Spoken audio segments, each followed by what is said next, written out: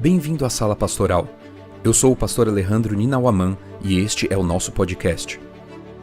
Gostaria de agradecer por se juntar a nós hoje. O meu sonho é que sejamos uma igreja organizada para amar e servir, e espero que esta mensagem o inspire e motive a dar o próximo passo em sua jornada com Cristo.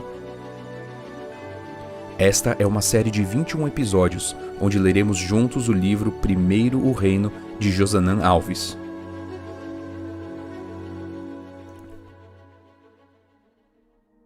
Capítulo 10. Sim, eu amo a mensagem da cruz. Senhor Jesus, você é minha justiça, eu sou seu pecador. Você tomou sobre si mesmo o que é meu e me deu o que é seu. Martinho Lutero.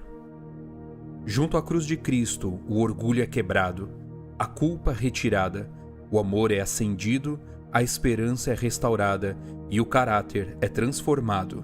John Stott. Há uma coisa que não está explícita na história da viúva e que me chama muito a atenção. Por que ela entregou tudo? Ela tinha todos os motivos para não fazer uma entrega tão valiosa. Quando entendemos o que significava ser uma mulher pobre e viúva na sociedade do primeiro século, compreendemos melhor o que significou a oferta dela.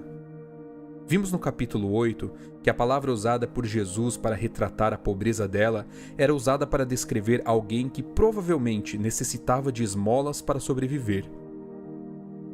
Além disso, dizer que alguém era uma viúva pobre naquele tempo era quase um provérbio para fazer referência a alguém que vivia em extrema necessidade. Então a pergunta permanece: por que ela fez o que fez? Meu objetivo não é especular sobre os motivos que a levaram a fazer uma entrega tão extrema. Por isso, gostaria de apresentar uma citação inspirada do livro Conselhos sobre Mordomia, que nos oferecerá uma resposta para essa pergunta. Jesus estava no pátio, onde se encontravam as caixas de oferta, e observava os que iam ali depositar seus donativos. Muitos ricos levavam grandes somas de dinheiro, que apresentavam com grande ostentação. Jesus os contemplava tristemente, mas não fez comentários sobre suas generosas ofertas. Em um momento, sua fisionomia se iluminou ao ver uma pobre viúva se aproximar hesitante, com receio de ser observada. Enquanto os ricos e arrogantes se apressavam para entregar suas dádivas, ela se retraía como se não se atrevesse a ir mais adiante. No entanto, desejava fazer algo, por menor que fosse, pela causa que amava. Você conseguiu identificar o motivo que a levou a fazer uma entrega daquela magnitude? Leia novamente a citação e observe as últimas palavras. Desejava fazer algo, por menor que fosse, pela causa que amava. Há 3 lições muito profundas nessas palavras. A primeira é que a viúva tinha a clara noção de que não estava entregando dinheiro para o templo, mas estava se envolvendo com uma causa. Precisamos entender isso urgentemente. Quando estamos dando estudo bíblico, devolvendo os dízimos e as ofertas, aceitando uma função na igreja, estamos ajudando uma igreja, um pastor, uma comissão de igreja, ou estamos nos envolvendo em uma causa? Isso fará toda a diferença em nossas escolhas e respostas aos chamados divinos. A segunda lição é entendermos que uma das coisas mais importantes da vida é ter uma causa nobre com a qual se envolver. A humanidade foi marcada e mudada por pessoas que tinham uma causa pela qual se doavam completamente. Pessoas deram a vida por descobertas científicas, posições políticas ou conquistas territoriais. No entanto, nenhuma causa é tão grandiosa e nobre como a causa pela qual a viúva estava dando o seu melhor. Vários personagens nas Escrituras aceitaram o chamado divino de se entregar completamente pela causa de Deus, mesmo colocando em risco a própria vida. No Antigo Testamento temos o exemplo de Sadraque, Mesaque e Abednego, que colocaram a vida em risco pela obediência a Deus. Noé, que arriscou sua reputação pela construção da arca. Abraão, que arriscou a vida do seu filho. No Novo Testamento temos outros exemplos, como Estevão, que entregou sua vida pela causa, Mateus, que abriu mão de um próspero negócio para seguir Jesus, Áquila e Priscila que arriscaram a própria cabeça pela causa de Deus. Romanos 16, versos 3 e 4. Contudo, um dos textos bíblicos mais marcantes e que trata da decisão de se entregar pela causa de Deus é aquele que retrata a decisão do apóstolo Paulo. Ele estava indo para Jerusalém e parou em Cesareia por alguns dias. Um profeta chamado Ágabo chegou ao local onde Paulo estava e apresentou uma profecia que trouxe muito pesar aos cristãos que estavam no local. A Bíblia conta: pegou o cinto de Paulo e, amarrando com ele os próprios pés e mãos, declarou: "Isto diz o Espírito Santo. É isto que os judeus em Jerusalém farão ao dono deste cinto, para entregá-lo nas mãos dos gentios." Atos 21, verso 11. Diante da clara visão do sofrimento que aguardava o amado apóstolo, a reação da igreja foi imediata. Quando ouvimos estas palavras, tanto nós como os daquele lugar rogamos a Paulo que não fosse a Jerusalém. Atos 21, verso 12. A resposta de Paulo também foi imediata. "O que estão fazendo ao chorar assim e partir meu coração? Pois estou pronto não só para ser preso, mas até para morrer em Jerusalém pelo nome do Senhor Jesus." Atos 21, verso 13. A reação da igreja foi: como Paulo não se deixou persuadir, conformados dissemos: "Seja feita a vontade do Senhor." Atos 21, verso 14. Como persuadir alguém que tem uma causa tão nobre em sua vida? Você já tem uma causa pela qual vale a pena dar a própria vida? O apóstolo Paulo, a rainha Esther, Estevão e a viúva das 2 moedinhas tinham. A terceira lição é: ela entendia que aquelas 2 moedas iriam para o templo e que este representava uma causa grandiosa. Agora você deve se perguntar: qual causa o templo representava? Que causa era essa que a levou a fazer um sacrifício tão grande? Para respondermos isso, precisamos entender o que significava o templo e os rituais que aconteciam nele. Todo o ritual realizado no templo estava ligado à morte do cordeiro e ao que ela representava. Desde o primeiro cordeiro morto no Éden, cada sacrifício demonstrava que Deus não deixaria o pecador entregue à própria sorte. O plano original de Deus era que o ser humano desfrutasse livremente da comunhão com seu Criador, mas o pecado desfez o plano divino. Após a queda, a humanidade já não poderia ter acesso à presença de Deus. O casal foi expulso do jardim, e Deus, em sua infinita misericórdia, apresentou um plano que tornaria possível que ele habitasse novamente com o ser humano. Já que o ser humano tinha que sair do Éden, Deus decidiu sair com ele. Isso é grandioso. Enquanto o povo de Deus era formado por famílias isoladas, Deus orientou a construção de um altar para os sacrifícios. Assim que o povo se tornou uma grande nação, Deus disse: "E farão para mim um santuário, para que eu possa habitar no meio deles." Êxodo 25, verso 8. Por meio do santuário, Deus está tão perto quanto lhe permite a presença do pecado. Está no meio do seu povo, pois Deus não pode suportar a separação dos que lhe pertencem.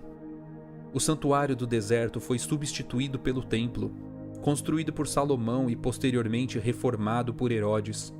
Foi nesse templo que a viúva levou sua oferta. O objetivo de tudo o que acontecia no templo era expressar a graça e a misericórdia de Deus oferecidas ao pecador arrependido. Servia como uma pregação do evangelho para o povo judeu.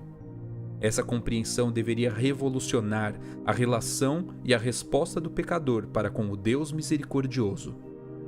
Agostinho de Hipona, ao descrever sua experiência após a compreensão da misericórdia de Deus, escreveu as seguintes palavras: "Tu me chamaste, gritaste por mim e venceste minha surdez. Brilhaste e teu esplendor pôs em fuga a minha cegueira. Exalaste teu perfume, respirei-o e agora suspiro por ti. Eu te saboreei e agora sinto fome e sede. Tocaste-me e o desejo de tua paz me inflama." Essa era a causa que a viúva tanto amava. Ela havia entendido o que o templo representava para a salvação, e esse entendimento a levou a amar e a agir segundo esse amor. A entrega dela era o resultado inevitável de alguém que compreendia o sistema de sacrifícios. O livro de Hebreus afirma que os sacrifícios oferecidos no santuário terrestre eram apenas uma figura do verdadeiro sacrifício. Hebreus 9, verso 24. Agora pense se a viúva, que via apenas por símbolos, foi capaz de fazer uma entrega tão completa. Imagine o tipo de entrega que devemos fazer, já que temos a clara percepção do Cordeiro de Deus que tira o pecado do mundo. João 1, verso 29. Ao compreendermos o que significa a cruz, devemos fazer uma entrega completa e profunda, à semelhança da entrega feita pelo conde Nikolaus Ludwig von Zinzendorf. O conde Zinzendorf nasceu numa família de alta sociedade em Dresden, Alemanha. Seu pai era secretário de Estado e a família residia em um castelo. Aos 15 anos, ele seguiu para a Universidade de Wittenberg, a fim de se preparar na Faculdade de Direito para o serviço governamental, como era a praxe para rapazes da alta sociedade. Ao término dos seus estudos, fez uma viagem pela Alemanha, Holanda, Bélgica e França, nos anos de 1719 e 1720. Em um museu na cidade de Düsseldorf, ele viu a pintura Ecce Homo, de Domenico Fetti, o quadro Cristo Coroado de Espinhos, que atualmente está em Munique. Ele ficou impressionado com o retrato do Cristo sofredor. No entanto, o que realmente o comoveu foram as palavras desafiadoras que estavam ao pé do quadro. Tudo isto fiz por ti. O que fazes tu por mim? Ao sair do museu, ele decidiu entregar-se completamente à causa de Deus.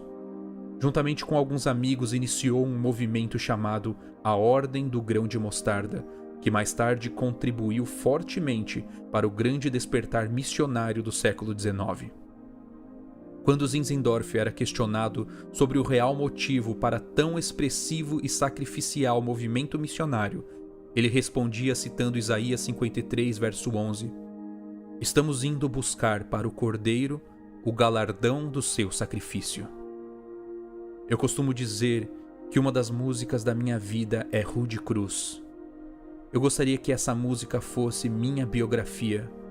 Ao final de minha vida, eu desejo poder cantar: "Sim, eu amo a mensagem da cruz. Até morrer, eu a vou proclamar." Eu quero poder dizer que vivi por uma causa que vale a pena viver e morrer. Gostaria de convidá-lo a terminar este capítulo cantando essa música. Se não for possível erguer a voz nesse momento, cante mentalmente e peça a Deus que lhe conceda a bênção de amar, viver e entregar-se pela causa que lhe salvou. Rude cruz se erigiu, bela Aldia fugiu, em sinal de vergonha e de dor.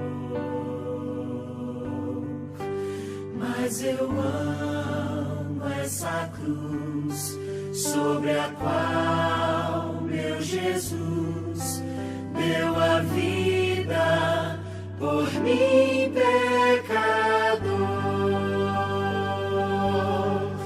Sim, eu amo a mensagem da cruz. Até morrer eu a vou proclamar. Levarei eu também minha cruz, até por uma coroa trocar.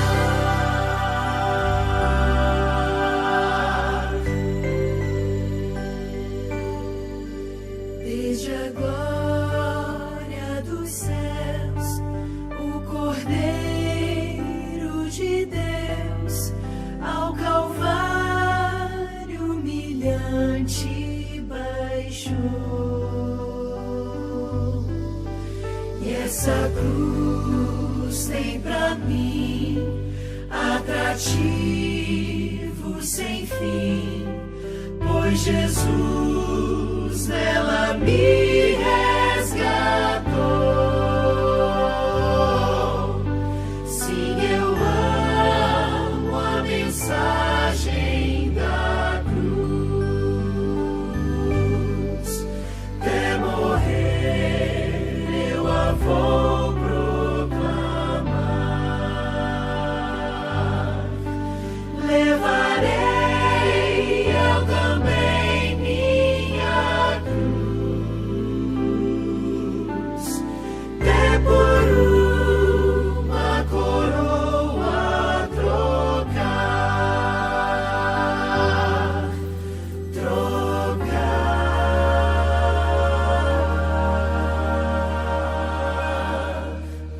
Eu aqui com Jesus, a vergonha da cruz, quero sempre levar e sofrer.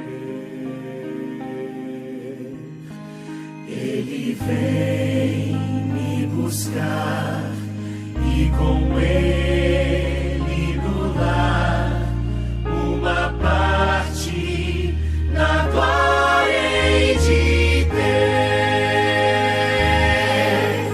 Sim, eu amo a mensagem da cruz. Até morrer eu a vou proclamar. Levarei eu também minha cruz, até por uma coroa trocar.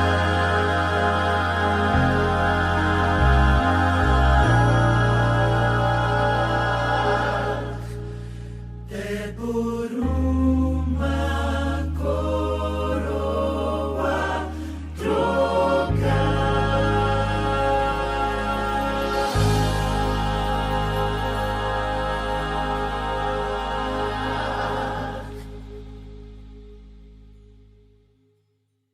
Este capítulo teve a narração de Alejandro Ninawaman.